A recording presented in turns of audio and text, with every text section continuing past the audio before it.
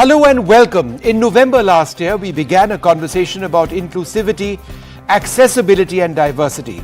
Samarth by Hyundai in partnership with NDTV is a step towards pushing for the rights of those with disabilities, shifting mindsets to spark larger societal change and creating a more equitable and inclusive environment. Samarth by Hyundai also aims to bring accountability and effective monitoring of the processes and systems that are meant to create accessible areas and bring down the barriers to diversity. नमस्कार, लेकिन ये बाधाएं कहां पर हैं? उन्हें कैसे हटाया जा सकता है और उन्हें हटाने की जिम्मेदारी किसकी है? इन सवालों के जवाब ढूंढने के लिए Hyundai की पहल समर्थ ने एक एनुअल सर्वे किया है, जिसमें ये आंकलन करने की कोशिश है कि दिव्यांगों को शिक्षा, रोजगार, स्वास्थ्य सेवा जैसे बुनियादी अधिकारों और जरूरतों के लिए सबसे बड़ी चुनौती का सामना कहां करना पड़ता है, ये मुश्किलें कहां होती हैं और साथ ही हमारे मूलभूत ढांचे यानी इंफ्रास्ट्रक्चर वास्तव में कितने सुलभ हैं। Hyundai की पहल समर्थ के पहले सर्वे के नतीजे अब सामने आ चुके हैं और आज हम अपने मेहमानों के साथ इसी सर्वे पर बातचीत करेंगे। हमारे साथ है निपुण मल्होत्रा, डिसेबिलिटी राइट्स एडवोकेट और निपमैन फाउंडेशन के संस्थापक, Pankaj Sinha, advocate, supreme court of India, साथ ही निधि मदान, एक्सेस ऑडिटर और लैंडस्केप आर्किटेक्ट और डायरेक्टर समर्थ्यम। आप सभी का स्वागत है। So before we get into the findings, let's hear from Tejas Naik, Senior Vice President, S Group Business Development of TAM, who conducted this survey. The preparatory work took us around a month, out of which major portion was spent on finalizing and creating a robust questionnaire. Because a robust questionnaire basically gives us a very detailed point of view of the respondent. So once the questionnaire was mutually confirmed, we then did some mock interviews as well, which gave us a more detailed understanding of this project. With all this information, finally we entered the market. We covered almost 20 cities across 6 key states, including Maharashtra, Delhi, MP, West Bengal, Kerala, Karnataka. We covered close to 3,000 samples, out of which 75% were disabled and 25% were not disabled, because we wanted to understand their perspective as well. This project was running for almost 3 months. The fieldwork ran across 3 months. Post that, we took 2 more weeks for data tabulation and 2 more weeks to create a final presentation with key insights. So this is how the entire project flow happened in the past 4 to 5 months. सर्वे को 5 भागों में बांटा गया था ताकि इस बात को बारीकी से समझा जा सके कि दिव्यांगों के लिए महत्वपूर्ण 5 बुनियादी जगहों जैसे कि शिक्षण संस्थान, हमारे स्कूल, कॉलेज, हमारे दफ्तर या ऑफिस, हमारे अस्पताल और डिस्पेंसरीज, कम्युनिटी सेंटर्स और हमारे ऑडिटोरियम और सिनेमा हॉल जैसे मनोरंजन की जगह लोगों के लिए कितने सुलभ हैं और यहाँ पहुंचकर उन्हें कोई परेशानी होती है या नहीं। साथ ही राजनीतिक भागीदारी और सरकारी मदद, समाज में जागरूकता का स्तर और विष्णु उनकी आर्थिक और जो भावनात्मक सुरक्षा है, जो इमोशनल और फाइनेंशियल वेलबींग, उससे भी जुड़े सवाल पूछे गए थे। Absolutely. So, it is fairly holistic. It's covered a lot of areas. So let's get into the findings of the survey and see where the biggest barriers lie. Not surprisingly, transport has emerged as the most significant challenge for people with disabilities as they go about accessing even the most basic needs. The bar graphs which you'll see on your screen represent responses from those with locomotor disabilities on the left and those with visual disabilities on the right. 91% of survey respondents with locomotor disabilities say transport is a barrier to accessing schools, colleges or places of work. 88% say transport is a barrier in accessing healthcare, and 87% consider it their biggest challenge in getting to recreational facilities. Similarly, the lack of accessible transport is the biggest barrier for survey respondents with visual disabilities in getting to school, colleges, places of work, hospitals or clinics, and is a close second in accessing recreational facilities. तो हमारी कोशिश है कि हम इस कार्यक्रम में इस सर्वे की मुख्य बातें सामने रखें, लेकिन ये भी जरूरी है कि सर्वे के हर सवाल के जवाब और हर पहलू पर की गई बातें आप तक पहुंचे। इसीलिए विस्तार से जानकारी आपको मिले, इसके लिए हमारी वेबसाइट ndtv.com/samarth भी तैयार है इस सर्वे के साथ। तो चुनौतियां कहां हैं? हमारे शिक्षण संस्थानों में, दफ्तरों में, अस्पताल और मनोरंजन की जगहों जैसे कि gyms, mall, cinema halls, park आदि में चुनौती है एक्सेसिबिलिटी की कमी, यानी ये सभी जगह वाकई क्या हमारे दिव्यांगों के लिए सुलभ है या नहीं। विजुअल डिसेबिलिटी दिव्यांगों के बीच किए गए सर्वे से पता चलता है कि इमारतों के अंदर आने जाने के लिए नेविगेशन संबंधी जानकारी की कोई व्यवस्था ना होना और स्कूलों और दफ्तरों में ब्रेल मटेरियल की कमी की वजह से शिक्षा और स्वास्थ्य सेवाओं तक वो पूरी तरह से अपनी पहुंच नहीं बना पा रहे या फिर अपने काम के लिए प्रभावी ढंग से योगदान नहीं दे पा रहे हैं। हियरिंग डिसेबिलिटी दिव्यांगों ने बताया कि हियरिंग एड्स की कमी, ऑडियो बेस्ड सहूलियतों की कमी से उनकी शिक्षा, रोजगार और स्वास्थ्य सेवा तक पहुंचने की क्षमता प्रभावित होती है। सर्वे से यह भी पता चला है कि समाज में जागरूकता की कमी की वजह से लोगों की बेरुखी भी एक चुनौती बनी हुई है। निपुण, ये सर्वे एक सैंपल सर्वे है, कुछ चुनिंदा लोगों से बातचीत कर ये सैंपल सामने आया है, लेकिन इस वक्त एक संदर्भ देने के लिए ज़रूरी है कि हम लोगों को ये बताएं कि जो दिव्यांग हैं उनकी संख्या भारत में कहीं ज़्यादा है, सेंसस को हुए अरसा बीत गया है, तो इस वक्त ये बात होनी ज़रूरी क्यों है और इस वक्त ये सर्वे क्यों ज़रूरी है? मेरे ख्याल से सर्वे बहुत ही ज़रूरी है। इंडिया का जो पिछला सेंसस हुआ था वो 2011 में हुआ था, जिसमें बताया गया था कि 2.21% इंडिया की जो पॉपुलेशन है वो पर्सन्स विद डिसेबिलिटीज़ है। बट एक बात याद करना ज़रूरी है इसमें कि जब वो किया गया था तब इंडिया में खाली 7 डिसेबिलिटी पहचानी जाती थी। पर्सन्स विद डिसेबिलिटीज़ एक्ट 1995 तब लीगली इन्फोर्स था। 2016 में rights of persons with disabilities act आया है, जो नया एक्ट है जिसमें 21 डिसेबिलिटी पहचानी गई हैं। तो उसके कारण संख्या डिसेबल लोगों की इंडिया में बढ़ेगी ज़रूर। उसके अलावा जो 2011 का सर्वे था उसमें एक और क्रिटिसिज्म ये थी कि जो 7 डिसेबिलिटी थी उसमें भी काफ़ी अंडरएस्टिमेशन किया गया था, क्योंकि इंडिया में अभी भी एक बहुत बड़ा सोशल स्टिग्मा है। लोग डिक्लेयर नहीं करना चाहते कि हमारे परिवार में कोई डिसेबल्ड है या उसकी कोई प्रॉब्लम है इस सेंस की। दैट्स व्हाई आई थिंक काफ़ी चीज़ें छुप जाती हैं टेबल के नीचे, एंड बिकॉज ऑफ दैट क्या होता है कि गवर्नमेंट की बजट एलोकेशंस एंड ऑल भी उसी हिसाब से प्लान की जाती हैं। इस सर्वे के थ्रू आई थिंक हाईलाइट किया जाएगा कि क्या एक्सेसिबिलिटी प्रॉब्लम्स है, क्या डिफरेंट चैलेंजेस हैं एक्सेट्रा, जो वैसे सेंसस में तो कवर की नहीं जाती। सेंसस में तो खाली डिसेबल्ड पॉपुलेशन की जाती है, but at the same time India में डेटा की प्रॉब्लम तो है ही, एंड आई थिंक पहली बार कोई डेटा के बारे में कोई एक्सरसाइज की जा रही है। You know, Nidhi, what strikes me is that these barriers have persisted for a long time, and it's not that the government hasn't done anything about it in reaching out to people with disabilities, the entire community, different sets of disabilities. There are various schemes, financial schemes, pension schemes, scholarship schemes, etc., but this is all moot and useless in a sense if you can't get from point A to point B, right? So it just seems that whatever is given by way of pensions or schemes, you know, don't account for the reality on the ground. Absolutely right. And I think a lot of steps have been taken. There has been a lot of policies in place. There have been laws that have been changed. The intent is there, but now the next level is action. What is that action that's required? What is that action to make sure we're not just doing a limited one-step approach where a certain number of buildings are accessible, or only government buildings are accessible, or only certain schemes are accessible, if you know how. Now is the need to completely create accessibility from your home to any place that you require to a bank, to a hospital, to a recreational space, but even to find livelihood that is equal to anybody else and have a dignified, independent life. The same thing as far as communication is concerned. How do you know about these schemes? Where is that access to information? That's another very big factor to create that next level of accessibility, that action on the ground. तो पंकज, ऐसे में सवाल ये उठता है कि इन बाधाओं को दूर करने के लिए क्या किया जाए, और जवाबदेही जो बहुत ज़रूरी है हमारे समाज में, हमारे पॉलिटिकल सिस्टम में, उसको तय करने के लिए अभी क्या करने की ज़रूरत है? जो आपके सर्वे से निकल के आया है उसके बेस पे मैं यही बोल सकता हूँ कि एक तो जो एटीट्यूड्स है कि क्यों इतना दिया जाए, उसको बदलने की ज़रूरत है। पर्सन्स विद डिसेबिलिटीज़ को देने की ज़रूरत है, क्योंकि पर्सन्स विद डिसेबिलिटीज़ के साथ ये लोगों को लगता है कि वो एक एक्स्ट्रा बर्डन होगा अगर हम एक्सेसिबिलिटी पे खर्चा करते हैं या अगर हम फैसिलिटीज़ या सर्विसेज देते हैं, तो उसके लिए हमें एक्स्ट्रा एडिशनल एक्सपेंसेस इनकर करना पड़ता है, जो शायद एक गलत अप्रोच है। उस अप्रोच को बदलने की ज़रूरत है।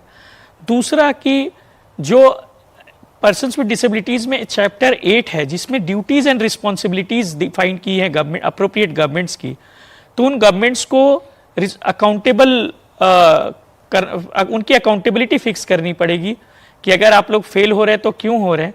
और अगर टाइम हो तो मैं एक चीज़ आपको बताऊंगा कि जो हमारी सेंट्रल एडवाइजरी बोर्ड है ऑन डिसेबिलिटी जी, उसमें अगर आप देखेंगे तो उसमें ऐसा कोई भी सेगमेंट नहीं है जिसको कि उसमें छोड़ा गया है। मतलब कोई भी मिनिस्टर हो, लोकसभा के मेंबर्स हों, राज्यसभा के मेंबर्स हों, सबके सबको उसमें इन्होंने इंक्लूड किया है।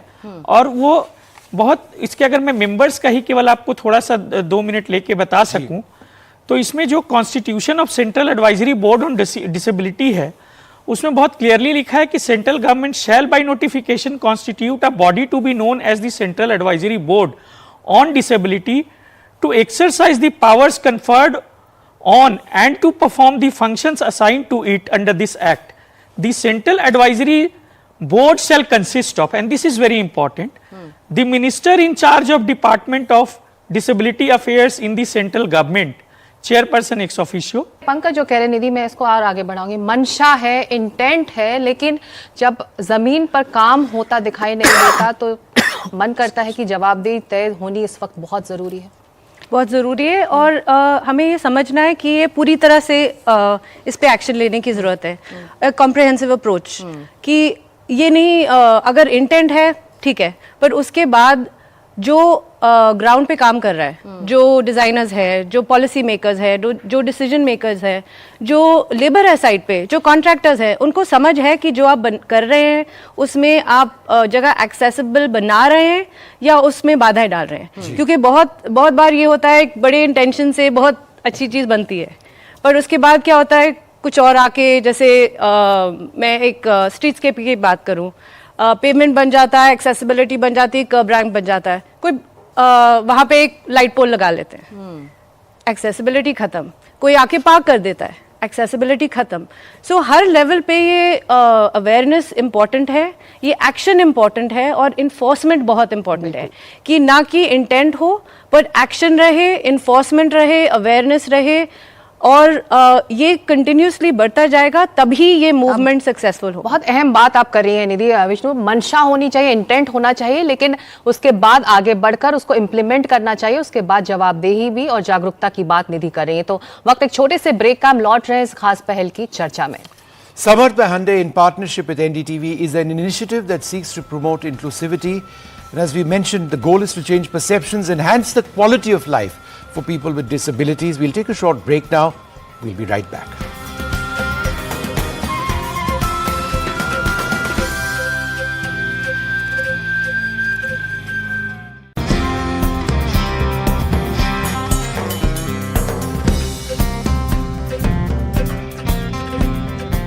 एनडीटीवी की साझेदारी में Hyundai की पहल समर्थ में आपका एक बार फिर स्वागत है। आज हम आपके लिए पहले समर्थ सर्वे के नतीजे लेकर आए हैं जो हमारे सार्वजनिक जगहों की जांच करते हैं, जिससे हमें यह पता चल सके कि ये सभी जगह हमारे दिव्यांगों के लिए कितने सुलभ है और यहां पहुंचकर उन्हें किन चुनौतियों का सामना करना पड़ता है। हम आपको बता चुके हैं कि सर्वे में शिक्षा, रोजगार और स्वास्थ्य सेवा जैसी बुनियादी जरूरतों तक पहुंचने में प्रमुख चुनौतियां क्या हैं। इस सर्वे की विस्तृत जानकारी के लिए आप हमारी वेबसाइट ndtv.com/samarth लॉगिन कर सकते हैं। वैसे स्वास्थ्य सेवा केंद्रों में अक्सर जाने वाले रिस्पोंडेंट्स में से 28% का मानना है कि स्वास्थ्य सेवा से जुड़े डॉक्टर्स और स्टाफ दिव्यांगों के प्रति बहुत संवेदनशील होते हैं, जबकि एक बड़ा हिस्सा यह भी महसूस करता है कि दिव्यांगों का इलाज करते समय वो कुछ हद तक संवेदनशील यानी कि मॉडरेटली सेंसिटिव होते हैं या फिर बिल्कुल न्यूट्रल होते हैं, यानी कुछ भी संवेदनशीलता व्यक्त नहीं करते। When it comes to social inclusion, only 24% of the total number of respondents frequently visit friends and families or community occasions like festivals and weddings. Of that small amount, 58% feel a sense of belonging, but 25% experience inclusion only for limited occasions, and 15% feel included but not like they truly belong. When it comes to going out for recreation, there are even fewer respondents who try to participate in such activities, and within the small group who do step out, there are significant barriers across an entire range of recreational pursuits, effectively putting them out of reach of people with disabilities, from movie halls, gyms and public parks to restaurants, concerts and sports facilities. Nipun, let me ask you, I think the most shocking aspect of all of this is the extent of exclusion, which is appalling. What exactly does the law say about this? The law actually says that everything really has to be made accessible. The RPWD Act clearly said that within 5 years, all establishments that are public in nature need to be fully accessible. The government launched this Accessible India campaign as well regarding that. Unfortunately, we've not really met our deadlines with respect to that. And I'll tell you one interesting thing regarding this. The building bylaws, which are made by every state, have not really incorporated any of the accessibility guidelines which were put into the RPWD Act. So when there's a government official going and giving a completion certificate to a building in a state, he or she will give a completion certificate irrespective of whether a building is accessible or not. But tomorrow a person with a disability can go and sue that building because it's violating the RPWD Act. So the laws are not in harmony in that sense for persons with disabilities, and I think that is something which really needs to change. जी, अब Pankaj, inclusion जो है वो कानून से कहीं ज़्यादा बढ़कर जागरूकता का मामला है. ऐसे में आपको लगता है कि बदलाव हुआ है भारतीय समाज में? बदलाव तो ज़रूर हुआ है. लोगों के दृष्टिकोण बदले हैं, लोगों की समझ बदली है, लेकिन जब उसको धरातल पे लाने की बात होती है कि सुविधाएं दी जाएं, वहाँ पे कहीं ना कहीं आप देखेंगे, चाहे उसमें प्राइवेट प्लेयर्स हों, चाहे गवर्नमेंट बॉडीज़ हों, वो फैसिलिटीज़ या सर्विसेज जब वो नॉन डिसेबल्ड के लिए प्लान करती हैं, तो उसमें वो पर्सन्स विद डिसेबिलिटीज़ का जो प्रॉब्लम है या जो रिक्वायरमेंट है, वो कहीं ना कहीं उसमें मिसिंग रहता है. तो वो एक बड़ा फैक्टर रहता है. लेकिन हाँ, अगर आप लोगों के नज़रिए में देखेंगे तो बहुत फ़र्क आया है. और आज आप देखेंगे पर्सन्स विद डिसेबिलिटीज़ भले ही कम परसेंट में इधर उधर दिखते हों, लेकिन एम्प्लॉयमेंट में, एजुकेशन में, हर जगह आप देखेंगे कि पर्सन्स विद डिसेबिलिटीज़ का except the political arena representation है. Well, talking about the law, the respondents were asked how aware they were of legal protections and the rights for people with disabilities in India. 60% have said that they are aware but not fully informed. So there is a significant need to create comprehensive awareness among people with disabilities as to what their rights are and how they can get legal protection. Pankaj, why don't I come to you? Is that part of the problem, that people with disabilities are not fully aware of their rights?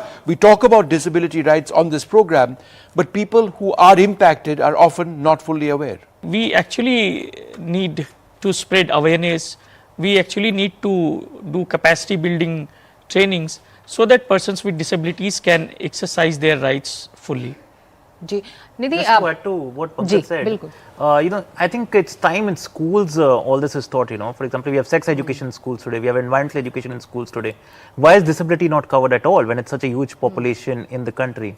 And I think that will do two things. One, people with disabilities who are in schools will be more aware about their rights, but their fellow classmates will be more aware about the duties towards persons with disabilities as well. So we need to pick them young and we need to sensitize the country.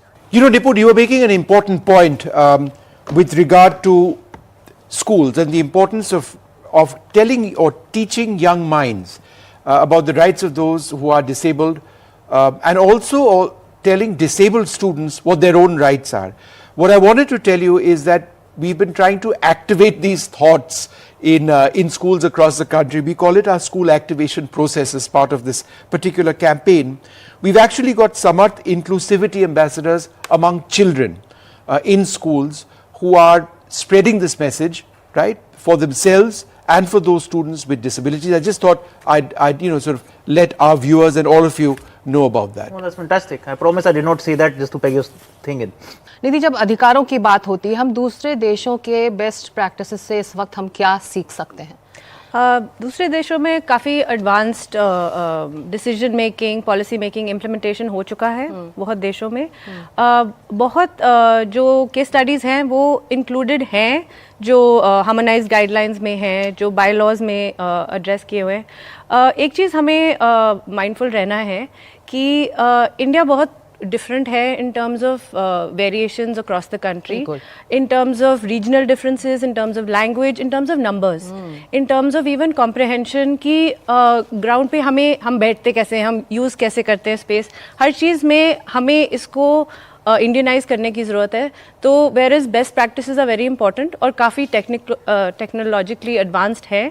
हमें I think we need to start from the basics instead of saying कि हमें एक best practice पकड़ना है. हमें basically across the board हर शहर, हर सिटी, हर गांव में एक level of basic accessibility provide करनी है जहां पे इतनी क्लैरिटी हो, इतनी लेजिबिलिटी हो कि सब समझे कि ये एक्सेसिबल फीचर है, ये हमें प्रोटेक्ट करना है, ये सबके लिए एक्सेसिबल है. तब हम आगे बढ़ सकते हैं. बट ये बहुत इंपॉर्टेंट है कि जो भी प्रोवाइड करे वो equal accessible across the board होना चाहिए. तो सर्वेक्षण में भाग लेने वाले दिव्यांगों से ये भी पूछा गया कि क्या उन्हें टेक्नोलॉजी तक पहुंचने या उसके उपयोग करने में चुनौतियों का सामना करना पड़ता है या नहीं. सामूहिक रूप से उत्तर देने वाले 70% लोगों ने कहा कि उन्हें या तो काफी हद तक या कुछ हद तक चुनौतियों का सामना करना ही पड़ता है. तो निधि, सवाल यही है कि तकनीक का जब मामला आता है तो ये जुड़ता है आपकी शिक्षा से, रोजगार से, तो इसका एक आर्थिक प्रभाव भी है दिव्यांगों पर. बिल्कुल, ये बहुत इंपॉर्टेंट है हर लेवल पे, क्योंकि पॉलिसी तो एक जगह है बट उसको अब इम्प्लीमेंट कैसे करें, ये ट्रेनिंग कैसे करें गवर्नमेंट ऑफिशियल्स को, इंजीनियर्स को, आर्किटेक्ट्स को, प्लानर्स को, कि ये इनकॉर्पोरेट कैसे करें, कैसे हम एनजीओज, डिसेबिलिटी राइट्स एक्टिविस्ट को इंक्लूड करें इस, क्योंकि जो ये एक्सपीरियंशियल लर्निंग है वो डिज़ाइन से नहीं आ सकता, वो एक्सपीरियंस से आ सकता है. हर डिसेबिलिटी अलग है, ये कैसे इंक्लूड करेंगे ग्राउंड लेवल पे, स्किलिंग में, हर लेवल पे. इसमें बजट एलोकेशन इम्पॉर्टेंट है, बहुत इम्पॉर्टेंट है इनफैक्ट. और कंटिन्यूइंग, जैसे आप पहले पूछ रहे थे about other countries and technology, next level पे इसी आर्थिक सुविधा के साथ हम आगे बढ़ सकते हैं, इसको ज़्यादा इनोवेशन कर सकते हैं. Disability rights advocates have consistently raised the issue of greater political participation of people with disabilities as a true means towards empowerment. And the respondents agree with that. A combined 66% have felt that political parties should reserve a certain percentage of seats specifically for candidates with disabilities in various elections. That participation in the political process is highest when it comes to voting. A massive 92% have been voting or plan to vote in any upcoming election, indicating a strong commitment to electoral participation. So let me come across to you, Nipun, on this. How important is that particular point when it comes to people participating in the electoral process? I think this is something which is extremely important. Something that I've been trying to say for a long time to all political parties is that it is shocking that not a single political party in India today has a disability cell. We have cells for women, we have cells for all kinds of minorities, but disability is really not being looked at as a vote bank amongst parties at the moment. And I think that is something which is extremely unfortunate. What was heartening in the 2024 Lok Sabha elections is that even the election commission acknowledged that persons with disabilities are a huge proportion of people who are going to vote. And in fact, I think NDTV also did a campaign where they were looking But they've also done a lot of work, haven't they, in raising or improving accessibility in places in terms of infrastructure where, you know, elections are taking place, voting booths, has enough been done? I think it's never perfect. I mean, you can always improve, but I think things have significantly improved. My own election booth where I was voting did not have a ramp last time, and had to be lifted up 3 steps, and this time there was a ramp. I was surprised to see that. So I'm a living example of the beneficiary of the election commission in that sense. But I think across political parties, this time there was some slight noise. Political parties acknowledged people with disabilities in the manifestos. They spoke 1 or 2 lines about it. There was only one candidate with a disability across political parties, Devendra Jajaria who contested from Churu under a BJP ticket, and he unfortunately lost. But other than that, not a single political party made even a single person with a disability contest. And I think that was pretty disturbing in that sense, considering the huge number of persons with disabilities this country has. अहम बात निपुण और पंकज आप दोनों ने कही कि अगर आप दिव्यांग वोट दे सकते हैं, आपके वोटर हैं, तो पॉलिटिकल पार्टीज को, हमारे पॉलिटिकल सिस्टम को ये भी जरूरी है विष्णु देखना कि वो प्रतिनिधि भी बने, उनके लिए वो जगह हो. What does the word representation mean if you aren't actually doing that or achieving that? तो आप देख रहे हैं समर्थ बाय हांडे पहल पर हमारी खास चर्चा. वक्त एक छोटे से ब्रेक का, हम लौट रहे हैं इस चर्चा में इस ब्रेक के बाद.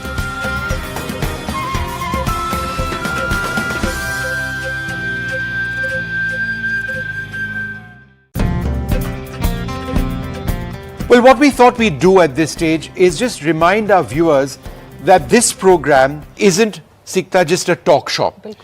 We are discussing ideas, but we are going to act on them. And that's, I think, what makes this different. In fact, with chief ministers in the government as well, all of these ideas and points of action will be taken to them with a very basic message. Please act, right? What we can also do at this stage is go through some of the key action points.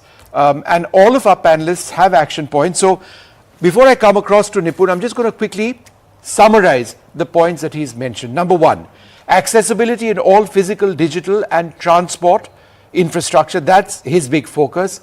Access to quality healthcare, including insurance. Political representation at all levels of governance, transparency and efficiency in disability certification, and making disabilities a priority, or making disability a priority in the budget making process. And also one more, increasing awareness about the rights of people within the Disabilities Act. So let me ask you a question on this. You mentioned insurance, and that's not something which we've discussed at length.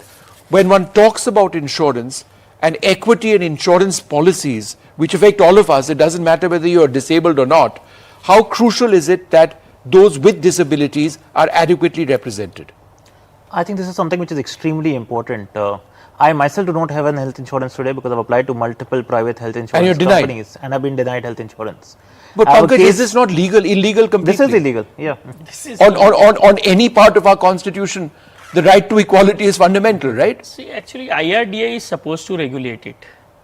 But unfortunately, the roles which IRDA is supposed to play has completely been abdicated. So, when persons with disabilities have to be given insurance, they have to be given. But just so that we understand, and Nipun, let me come back to you on this, are there not health providers or insurance providers in India who actually do provide proper insurance for those with disabilities, or do they choose on the basis of the disability? So over the last decade, there's been a lot of litigation around insurance and disability. There's a famous Saurabh Shukla case that happened in the Delhi High Court as well, after which a certain category of disabilities was opened up for insurance. My disability is a congenital disability, which is a disability I was born with. Insurance companies are still discriminating against my particular category, and ironically today my wheelchair has an insurance but I don't have an insurance, and my case is pending in the Delhi High Court. That's shocking. बिल्कुल. That's absolutely shocking. तो इसीलिए ज़रूरी है विष्णु, जो आज हम यहाँ studio में बैठकर ये चर्चा कर रहे हैं, हम मौजूद जानकार जो अपने 5 बिंदु जो मुख्य बिंदु हैं, जो जिस पर ज़मीन पर काम होना ज़रूरी है, उसकी चर्चा कर रहे हैं. तो अब बारी पंकज सिन्हा की है. इनके 5 पॉइंट्स, मेन पॉइंट, जैसा कि निपुण ने कहा, इनके क्या हैं? पंकज जी को क्या क्या वो चाहिए जिस पर काम हो, कार्रवाई तुरंत हो? All public places to be made accessible, यानी कि सार्वजनिक जगह सुलभ बनाए जाए. Health insurance at affordable rates, health insurance के रेट्स अफोर्डेबल हों. तीसरा जो मुख्य बिंदु पंकज जी कह रहे हैं, UDID card the only document required to prove disability, यानी कि आधार कार्ड ही इकलौता ऐसा डॉक्यूमेंट होना चाहिए जिससे के जरिए आप अपनी डिसेबिलिटी प्रूव कर पाएं. और साथ ही मेकिंग फन ऑफ डिसेबिलिटी और disabled people must be band in all types of media. साथ ही जो 5वां पॉइंट पंकज जी चाहते हैं कि cooperatives at district level to provide jobs. तो ये 5 अहम बिंदु है जिस पर पंकज सिन्हा के मुताबिक इस वक्त तुरंत कार्रवाई होनी चाहिए. लेकिन पंकज जी, आप UDID card the only document चाहते हैं, लेकिन इस वक्त आपको लग रहा है जो खबर जिस तरह से चल रही, जो हेडलाइंस हैं हाल के दिनों की, आपको लग रहा है ये वाइबल है? एक ज़माने में किसी के पास कोई डॉक्यूमेंट नहीं होता था, वोटर आईडी आया, वोटर आईडी के बाद आज आधार कार्ड आया और उसको नेशनली एक्सेप्ट किया गया. And despite the judgement of Supreme Court कि आप आधार को मैंडेटरी डॉक्यूमेंट नहीं बनाएंगे, आप देखेंगे हर टिकट बुकिंग में, बैंक्स में, जहां भी जाएंगे आपको आधार ही मांगा जाता है. UDID कार्ड एक ऐसा है जो एक डिसेबिलिटी का प्रूफ है. तो अगर वो UDID card unique identity card है वो डिसेबिलिटी का, तो उसको भी अगर पर्सन्स विद डिसेबिलिटीज के संदर्भ में एक ही पहचान पत्र बना दिया जाए और उसी को हर जगह इस्तेमाल करने दिया जाए, चाहे टिकट बुकिंग हो, चाहे बैंक्स अकाउंट्स हो, चाहे एडमिशन्स का मामला हो, चाहे जॉब्स का मामला हो, तो मुझे लगता है उससे अच्छा कुछ हो नहीं सकता. तो चाह लेंगे तो हो जाएगा और नहीं चाहेंगे तो हमेशा प्रॉब्लम रहेगी. दीदी आप कुछ ऐड हाँ करना जी, चाहेंगे? ये UDID अभी बहुत नए फेज में है. एंड क्योंकि इमीडिएटली उसको इंश्योर करने में काफ़ी टाइम लगेगा. So currently the disability certificate acts as a identifier of a disability and इसकी कवरेज बहुत वाइड स्प्रेड है. So we have to be careful that in taking a new system there is a transition period to manage that system, because there are already people struggling to get the UDID. It's taking a lot of effort, it's taking a lot of work, and in the absence of which they're missing out on benefits. So we have to be careful that does not become an issue. आगे बढ़ने से पहले निपुण एक छोटा सा सवाल, हाल के दिनों में मीडिया में, सोशल मीडिया में जो पोर्ट्रेल्स हुए हैं दिव्यांगों के, उसको लेकर भी आप कोर्ट पहुंचे थे और आपने वो मामला जीता भी है, आपके हक में आया वो फैसला. तो ऐसे में सेंसिटिविटी की कमी एक बार फिर दर्शाती है, चाहे वो मीडिया हो, सोशल मीडिया हो, लोगों में. हाँ जी, आई थिंक सुप्रीम कोर्ट का ये जजमेंट जो था काफी हिस्टोरिक था, because there was a movie जिसमें अलग अलग डिसेबिलिटीज का मजाक किया गया था, और क्रक्स इस मूवी का यही था कि डिसेबिलिटी छुपा के ही आदमी शादी कर सकता है. You know, that was very disturbing for me, and that's why went to the Supreme Court. Supreme Court एक प्रॉपर गाइडलाइन रिलीज की सुप्रीम कोर्ट ने कि पीपल विद डिसेबिलिटीज को कैसे दिखाया जाना चाहिए कोई भी किस्म की विजुअल मीडिया में. And I think that will be something very important, because क्या होता है कि मूवीज सोसाइटी में बड़ी परसेप्शन क्रिएट कर देती हैं. They can reinforce a negative attitude, or they can change a negative attitude and make it positive. So I'm glad the Supreme Court has done what it has done. बिल्कुल. So what we can do now is look at Nidhi's top 5 points, and that once we're done with that, get a quick reaction from her. So Nidhi says there needs to be there must be an insurance of a complete trip chain accessibility to and from transportation, education, health, leisure and livelihood infrastructure. Capacity building for designers, policy makers, implementation and management agencies, second point that she talks about. Mass awareness campaigns for the public for behavioral change, right? That's what this is all about. Partner with private sector to create opportunities for education, skilling, employment and inclusion, and create a framework for social security, including access to resources, insurance, healthcare and caregiver support. तो निधि, capacity building designers की, policy makers की और policy की कैसे साथ साथ चल सकती है? ये बहुत इंपॉर्टेंट है. मैं एक लैंडस्केप आर्किटेक्ट हूँ और मैं बता सकती हूँ आपको, ऑन द ग्राउंड जो भी पॉलिसी है, जो भी डिज़ाइन ड्राइंग जाती है साइट पे, वो बहुत चेंज हो जाता है जब साइट पे पहुंच जाता है, क्योंकि वो अंडरस्टैंडिंग नहीं है हम अचीव करने की क्या कोशिश कर रहे हैं. डिज़ाइन बन जाता है, कुछ इम्प्लीमेंटेशन बन जाता है, बट जो चीज़ें बाधाएं बनती है उसकी अंडरस्टैंडिंग नहीं है. सो इसमें ये बहुत इम्पॉर्टेंट है कि हर जने जो इम्प्लीमेंटेशन, जो मेंटेनेंस भी कर रहे हैं, वो बहुत इम्पॉर्टेंट है. और इस पूरे प्रोसेस में अकाउंटेबिलिटी इम्पॉर्टेंट है. अभी वो कम्प्लीटली मिसिंग है. डिज़ाइन है, ड्राइंग में है, हाँ हमने एक्सेसिबल फीचर्स देने हैं, बट ये अकाउंटेबिलिटी की ये पूरी ट्रिप चेन एक्सेसिबल सबके हाथों में है. Not only the designer, also the implementer, also the contractor, also the maintenance agency, also the user, which is why behavioral change is also important. Coming up after the break, our final list of key asks. तो कहीं मत जाइए, हम लौट रहे हैं इस छोटे से ब्रेक के बाद.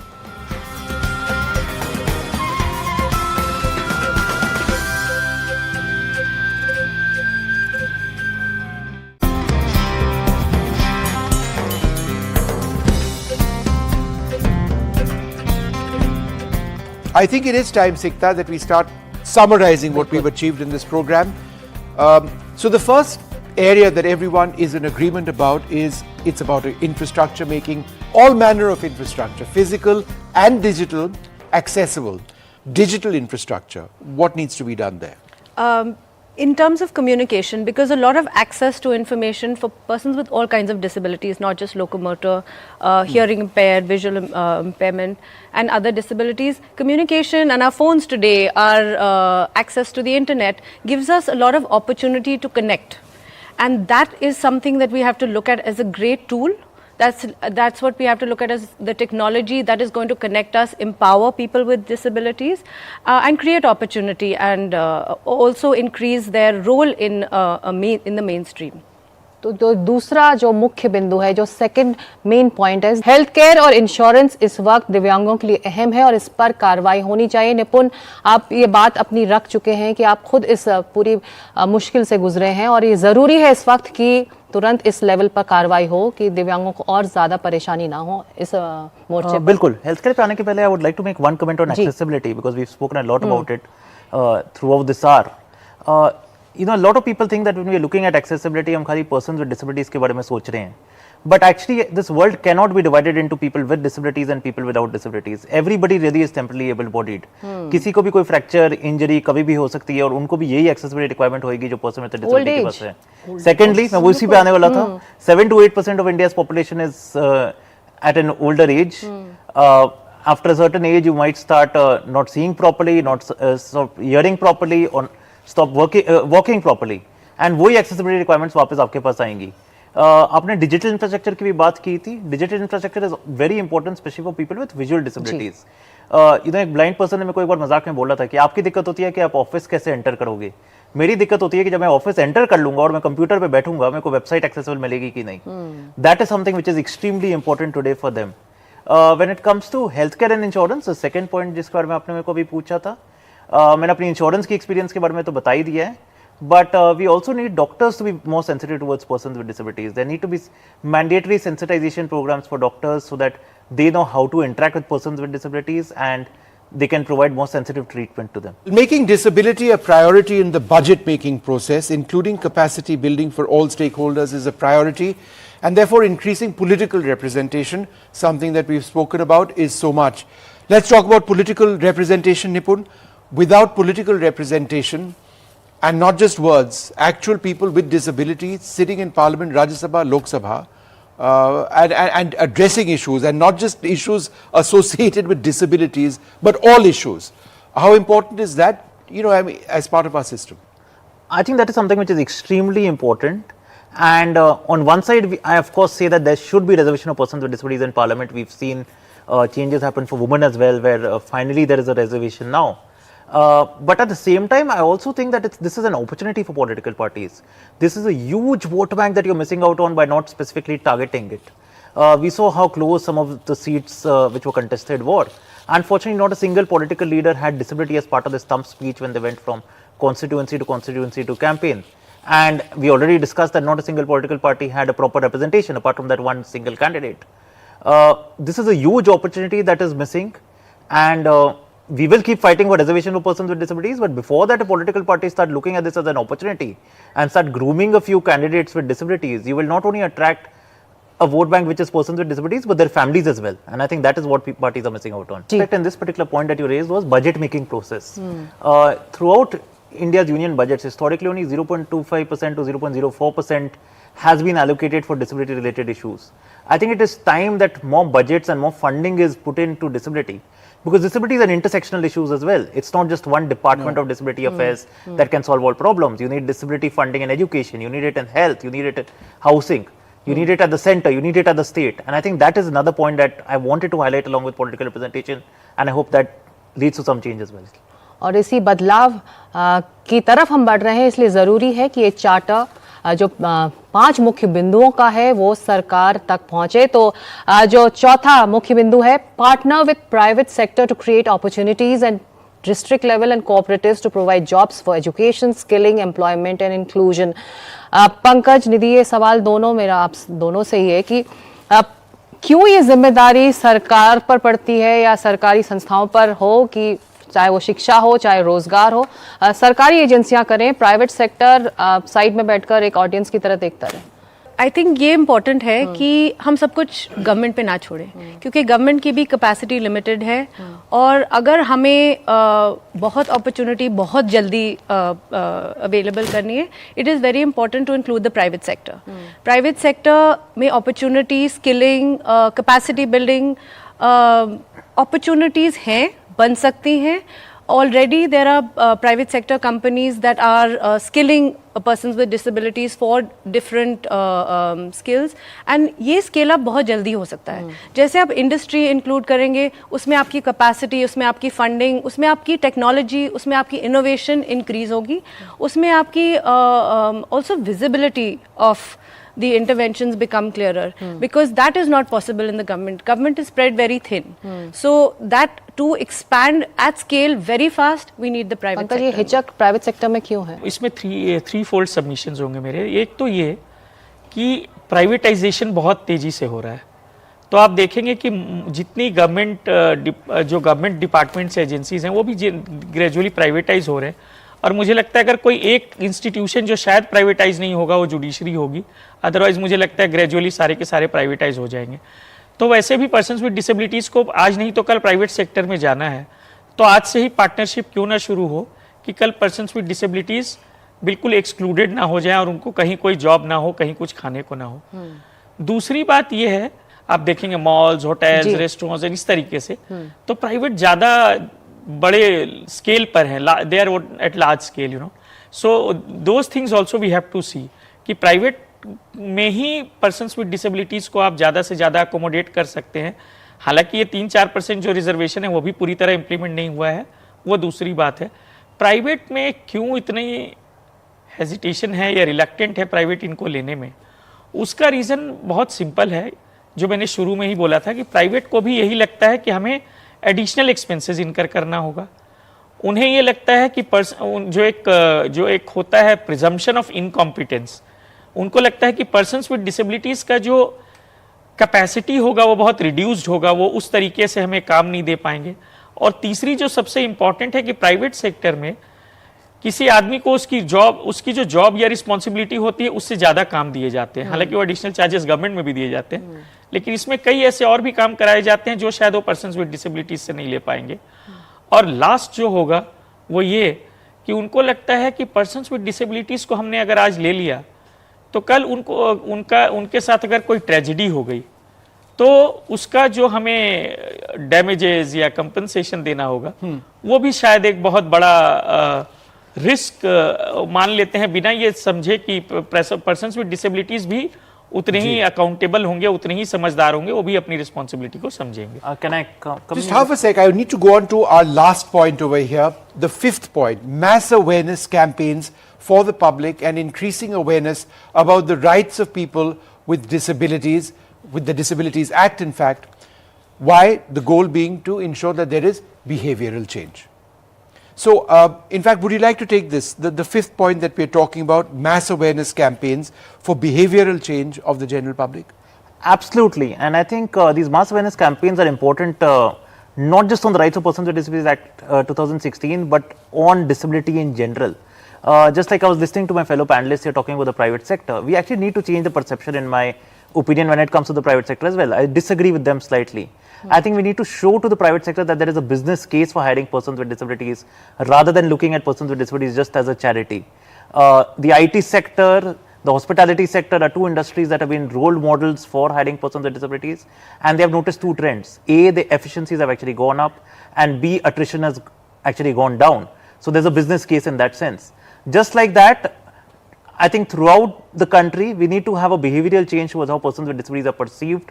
We need people with disabilities to know their rights. We need the country to know its duties towards persons with disabilities. More important than that, and I think this is my last point.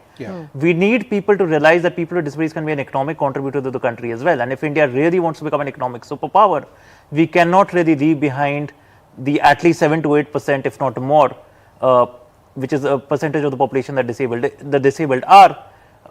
From the economy in that sense. बिल्कुल, तो हमारे सर्वे के बाद विष्णु हमारा charter भी तैयार है और आज हम इस वादे के साथ ये कार्यक्रम को खत्म कर रहे हैं कि हंडे समर्थ की पहल जारी रहेगी। हम रुकने वाले नहीं हैं, हमारी कोशिशें जारी रहेंगी। हम इस पहल के लिए प्रतिबद्ध हैं। हम अपना आज का चार्टर सरकार तक पहुंचाएंगे, ये वादा है। Again, as Sikta mentioned, these findings and our 5 action points from today that are focused on creating a more accessible world will also be presented to key ministries, stakeholders in the government, at the centre, at states. It is a commitment that we will revisit every year along with our annual survey, with the idea of eventually bringing, hoping and praying for change. I'd like to thank all of you very much for being with us. Goodbye. Namaskar.